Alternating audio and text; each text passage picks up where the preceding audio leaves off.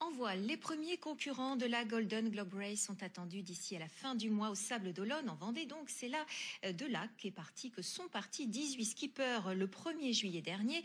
Ils n'en sont plus que 5 en course. Les premiers attendus sont Jean-Luc Vandenette et Marc Slatz, qui sont au coude à coude au sud des Açores.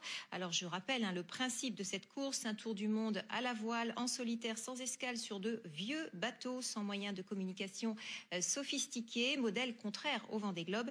Il n'en reste que 5 concurrents, donc c'est dire la difficulté de l'épreuve. Pour en parler, nous rejoignons au PC Course des Sables d'Olonne Christophe Favreau, photographe officiel donc de cette GGR. Ça veut dire quoi être photographe officiel d'une course quand les skippers sont en mer? Alors je dirais que donc il y a toute la partie qui précède le départ où je dois faire des photos qui font sens donc par rapport à l'événement, qui racontent son histoire et donc à destination des médias, des partenaires, etc. Et ensuite cette course a cette particularité d'offrir sur son parcours 2 drop points, donc c'est des points de rendez-vous qu'on donne aux concurrents pour récupérer les images qu'ils ont eux-mêmes tournées et pour illustrer leur passage. Donc, et après, ce sera le travail des arrivées, évidemment, qui va être un grand moment d'émotion.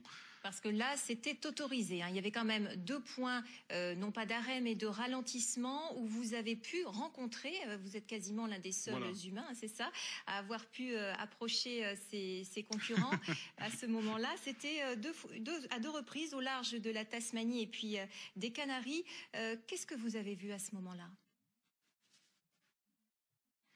Alors effectivement, c'était là c'est pareil, ça faisait partie des moments très riches en émotions. Donc Lanzarote, c'était relativement, on va dire, c'était un petit peu plus factuel dans le sens où ils venaient juste de partir, il n'y avait pas eu de grosses tempêtes, etc. Donc on les retrouvait sur un mode relativement simple.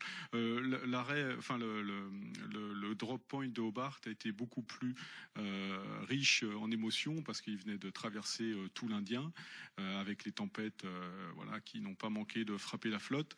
Et là, effectivement, on a vu des marins qui étaient à la fois très très heureux de revoir un peu de présence humaine, des têtes connues évidemment, et puis de partager des moments un petit peu chaleureux et de nous raconter tout ce qu'ils avaient vécu.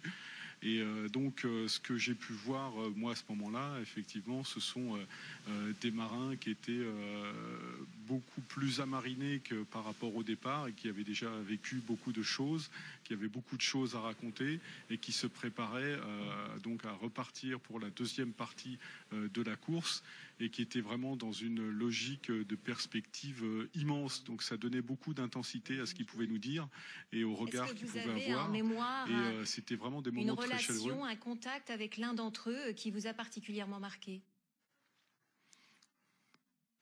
Alors, moi j'ai travaillé pour Jean-Luc Vandenette, donc j'avais beaucoup de plaisir à le retrouver, mais je dois avouer que la connexion que j'ai eue avec Marc Slatz c'était vraiment très très intense parce que déjà on se situe à peu près dans les mêmes âges, on avait beaucoup échangé avant de partir et lui pour le coup il s'est jeté dans cette aventure-là après avoir traversé l'Atlantique à la rame, donc il y avait beaucoup de fraîcheur et beaucoup d'enthousiasme. C'est un grand gars de 2 mètres, très costaud, très sympa, avec un grand cœur, donc une personnalité très attachante et il était vraiment content de nous voir. D'ailleurs il a fait savoir après par le biais des radios amateurs qu'il avait été vraiment content de nous retrouver. On a passé une bonne partie de la journée avec lui, on n'avait pas le droit d'être en contact physique mais on pouvait communiquer évidemment avec eux et donc ça a été un moment. Et vous avez pu les prendre en photo également finalement où évidemment, oui, j'étais là-bas pour ça aussi, et donc ça faisait partie de la mission.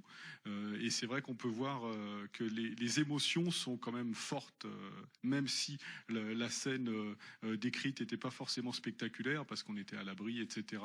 On pouvait voir quand même que les émotions qui traversaient les marins qui venaient de parcourir l'Indien avec les moyens que vous venez de décrire, c'est pas anodin et donc voilà. ça donne beaucoup d'intensité. De nous avoir livré votre point de vue de photographe sur cette course. Et je rappelle qu'il ne reste que 5 concurrents en mer. Les premiers, Jean-Luc Vandenette et Marc Slatz, sont attendus d'ici la fin du mois au Sables d'Olonne. C'est la fin de cette édition, à suivre le 12-13 national. Très bel après-midi à vous.